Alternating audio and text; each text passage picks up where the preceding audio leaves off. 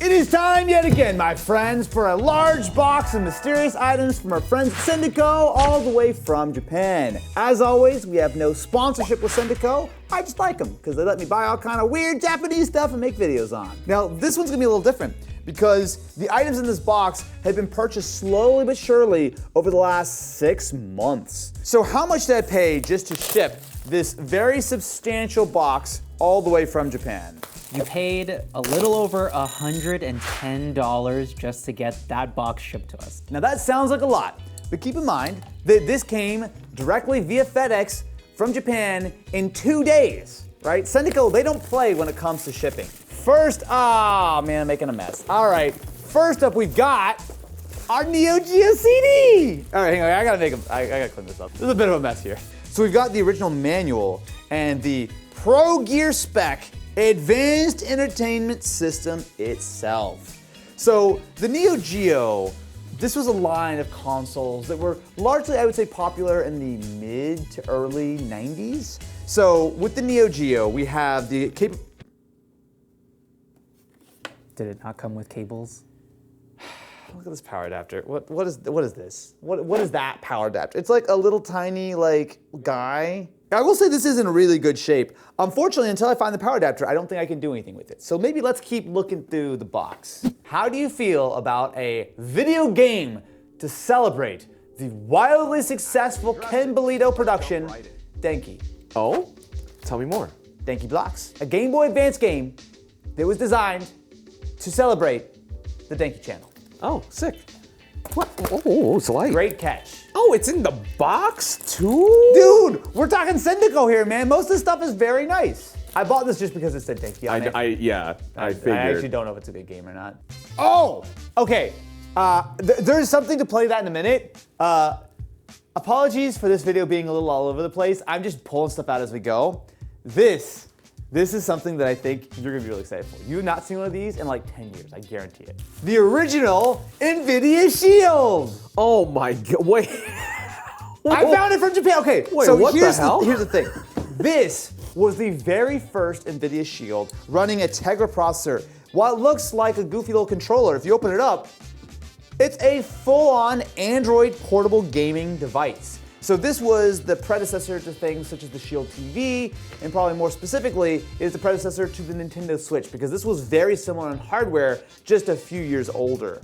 So you can see on the back, powered by Nvidia Tegra. Now the reason I purchased this from Japan is because these are impossible to find now. I look on eBay on a regular basis. Every once in a while I find like one of these things pop up, but just Nvidia sold so few of them. But it was a really cool piece of tech because not only did it run Android, but this is when Nvidia really started leaning into it. And you know one of the main selling points of this was game streaming. They were like, hey, do you want to stream games from your Nvidia GPU? All right, activate. Oh, well, yes, we have life. Nvidia powered by Android. I forgot that the Nvidia logo actually lights up. That's adorable. All right, let's start out by opening up YouTube. Does YouTube work? A new version is available. Okay. Authentication, you need to log in. Oh, it's broken. Damn, the Play Store doesn't work anymore. How much did I pay? You paid $91. Now that might sound like a lot of money for a old console that is borderline not functional anymore. But I am determined to get a version of some games on here from the period that they were running. And I actually used the Shield like it was intended. Aha! I found it! Hey Ken, you got that beautiful game of Denki Blocks for Game Boy Advance. Well, okay. You need a Game Boy to play it.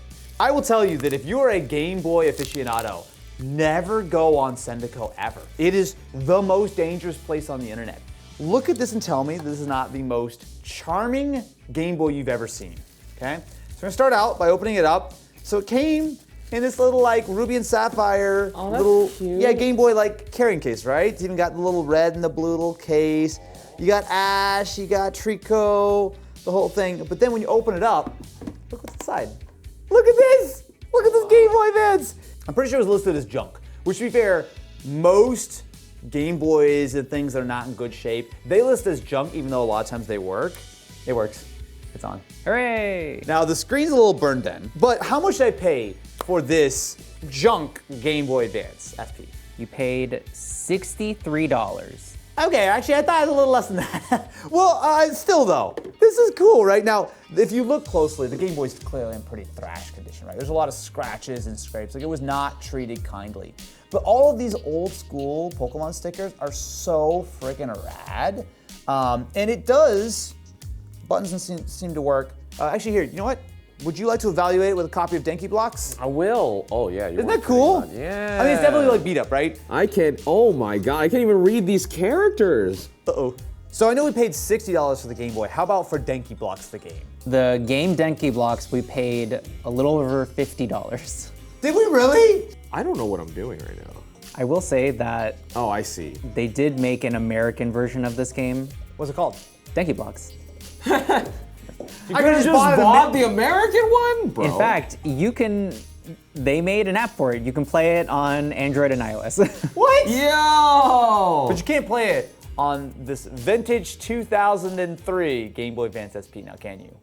So this next item is something that I have absolutely no idea about, but I saw it and I could not resist. So these are speaker headphones, the NWM ones. But it was quite expensive, right? So actually, these are kind of interesting because they just came out. These are a brand new product in Japan. It costs $300 retail, and we bought it for like, what is that? Neo-Geo controller. I think what happened is Sendico repacked the box and put my controllers in with the headphones. Good choice on that one. Hilarious. We'll use these in a little bit. Sorry, go ahead. What were you saying? Okay, so we paid around $250 because technically these are used. The person who bought them tried them on apparently and then immediately went, nope. I also like to point out that like the way you describe these Yeah. are just open back headphones. But wait until you see them because I would not describe them as open back. I would describe them as speakers near your ears. The air you don't want you want to feel like you're listening. Oh, okay.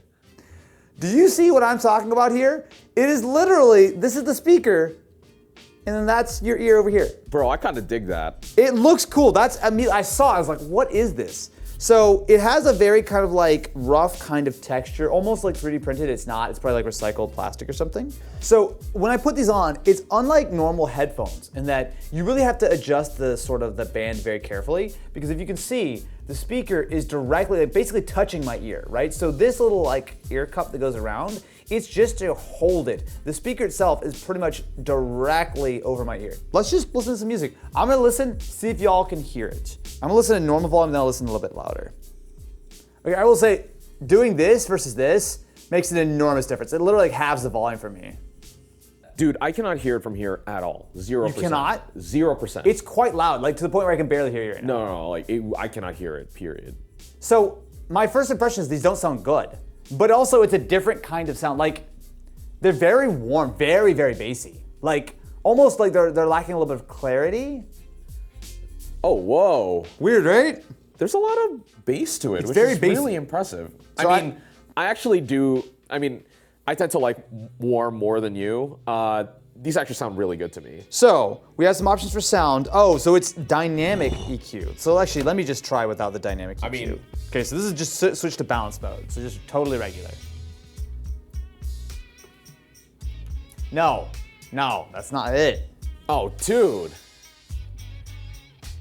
I feel like we're listening to different headphones right now. I'm not impressed. You seem like you're really into this. These are weird. I can't get behind it. I can't get behind it. It's a style of sound signature that I think you really need to listen to before you would commit to spending this kind of money. But easily the most unique headphones I've ever tried. And I don't hate them, but the audio's not there for me. It's just not there for me. Since you don't want them, I will take them. I got you Denki blocks. Isn't that enough for you? This is more fun than Denki Box. All right. I think these go together. So this came in a little bundle. So it actually comes with the Super Game Boy, which is nice. Behold, my friends, a truly unusual console. This is a custom Super Famicom.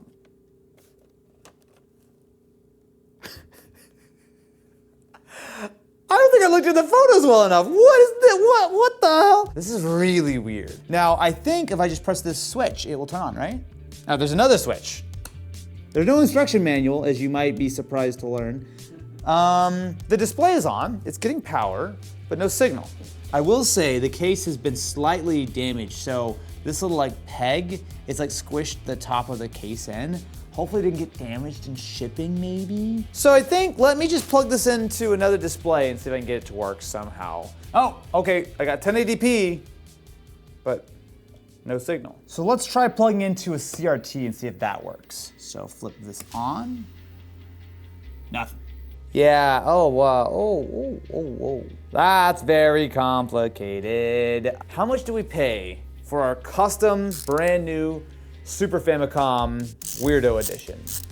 We paid $157. If this worked, that'd be all right, because it's a very neat little project. I'll be honest with you, this is beyond my knowledge to fix. I think it's been damaged, because they clearly showed it working completely fine in the listing. I don't know what else could have happened, right? At the very least, this internal display should work. I'm just plugging it into a standard USB-C, it's getting power. I see all the LEDs lighting up, but it's not actually coming to life. Kind of disappointed, not gonna lie. But it is a neat idea if I could find some way of fixing it somehow. I accidentally bought more Pokemon cards from Sendico! Well, since it's here, we might as well open some, right? I mean, otherwise it'd be wasteful, right? So Ken already left, didn't he? He literally saw Pokemon cards and just disappeared. Okay, goodbye, Ken. We'll open Pokemon cards without you, buddy. Anyone want to open some facts? Facts? Yay! Woo! As you can see, we've got a bountiful harvest of pulls that I'm now going to add using the Rare Candy card scanner. I am now officially an investor in Rare Candy. See? It was a secret promotion the entire time. Boy, oh boy, do I love the Rare Candy card scanner. Makes it so easy. Look at that guy. Boom, scanned. And we have, what's our Jigglypuff worth? Our Jigglypuff is worth $1. Oh. Well, that's the question. Why not? Download the Rare Candy app today. Next up, we have a little tiny guy that I did not know existed. So this is a Game Gear Micro. So if you're unfamiliar, the Game Gear was a competitor for the Game Boy. So Sega made this in the early 90s, I think. It's like 91 or something like that. It's just a little guy with micro USB.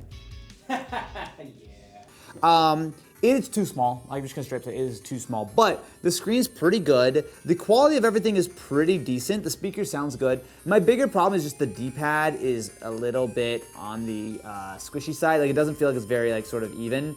And considering that the games that are preloaded on this are very much text-heavy RPG style games, a little hard to read any of it.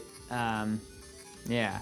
How much did I pay for this complete in-box copy of the Game Gear Micro? We paid $93. That's too much money. That was a questionable decision. This feels like it should be 30 bucks. All right, this next item, if I recall correctly, was a little bit on the expensive side because this, my friends, is not your ordinary Sega Saturn. Oh no, this was before companies were very kind of particular about their brands. This is still where you could have like a lot of weirdos, a lot of unique sort of things. And for companies who weren't making their own consoles, such as Victor, they were just going to license essentially the design of the Saturn. So this is the V-Saturn, which is a multi-amusement player, the RGJX1. The problem with the Saturn was that it was so complicated that developers never really took advantage of it. It had dual CPUs in 1995, which was a little bit of an outrageous idea. And the concept of the Saturn is that you were able to play essentially like arcade quality games at home, including titles such as Daytona USA. Unfortunately, because it was so hard to work with and dual CPUs were not common, a lot of games just didn't use the second one. Okay. Oh, it's actually very clean. Wow. Okay. Yeah, this looks like it was really well taken care of, or no one played the V-Saturn. This is shockingly clean. Like, honestly, if you told me that this was like a brand new console, I would believe you. As with all old Japanese consoles, you're always playing a little bit of rolling the dice to find out how well it's gonna work with a TV versus if I need to use like an adapter or something. But this is probably gonna just work out of the box, I think. Ready, and... Oh, yeah, boy, let's go. Let's go! Activate V-Saturn. I should probably plug a controller in. Hell yeah! Wow, look at those 3D graphics. V-Saturn. All right, let me open up and put Daytona USA inside. I forgot that the old school Saturn games, you could just play all the music from the game. Yeah, let's go!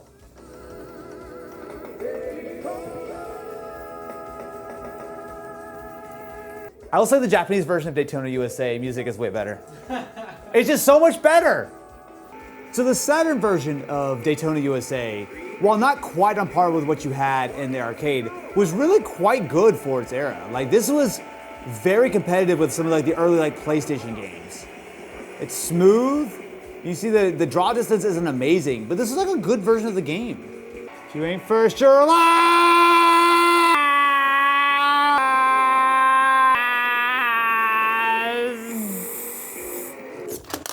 Ow! You gotta warn headphone users before you do that. Sorry. You placed 29. Dope. Look, this V-Saturn is dope. Now, I gotta ask, how much did we pay for the V-Saturn? I mean, I know that you forgot how much we paid. I definitely forgot. It was a lot though. Now that you have experienced the full, complete inboxness, how much do you think it's worth? I think 300,000 yen, or like 200 bucks. You got very close. Did they? It cost us $230.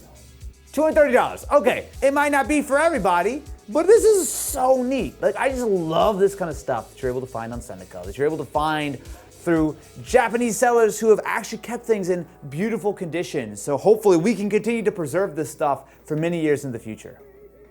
Oh, there's our power adapter. Are they done? Okay. Yes, Ken, there are no more Pokemon cards, it's safe. When Sendico stuff happens in the company, we have one account. And if I know I'm gonna want to do a Sendico video, I start hoarding all of the items so that you can pay for the shipping. Great. Do you know what this is? I do not know what that is. Oh, is this the Boombox? Oh, it's a boombox! You got the boom. Okay, I like how you're surprised. You're the one who sent me the Boombox. Mind you, you sent this to me like 6 months ago, so I'm sure you forgot about I it. totally forgot I ordered a boombox. Oh my god. It is such in pristine condition! It's got the whole thing! Yeah! Oh my god. Look at that. Brother, that is so cool. So wait, so give me the story here. So you just found, so this is a Sony Boombox from, I would say, what, late 70s, early 80s? 1980. 1980. And apparently this is a Mark II. It works! Wherever you want. That's actually a really clean signal. Yeah. We can increase and decrease the bass. Ooh! Southern California, a big challenge for first responders. That sounds phenomenal.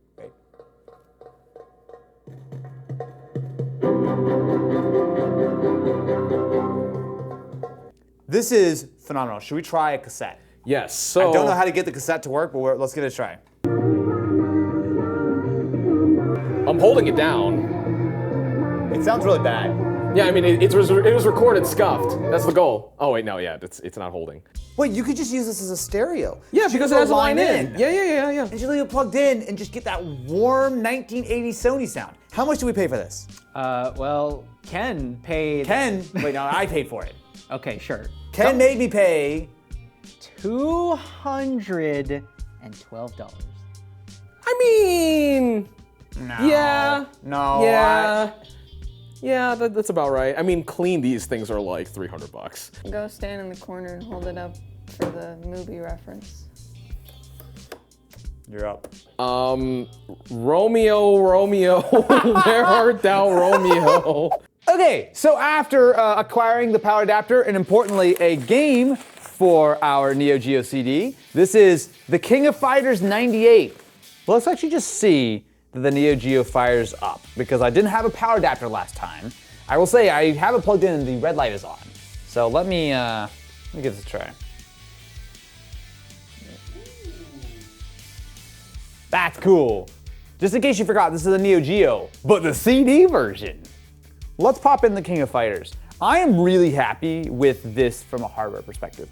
I'm gonna be this dude. He looks good. Oh wow, the loading times are slow though, man. You know, that was the downside, right? CDs were cool because the capacity was enormous. They were fairly cheap to build compared to cartridges, but the downside is that the load times are, yikes. Okay. I actually like the aesthetic. It's definitely like very, it's 2D, right? So this is not going to be, at least this game is not going to be really heavily focused on 3D, but it looks really delightful. Like look at how much detail there is in like the backgrounds and stuff.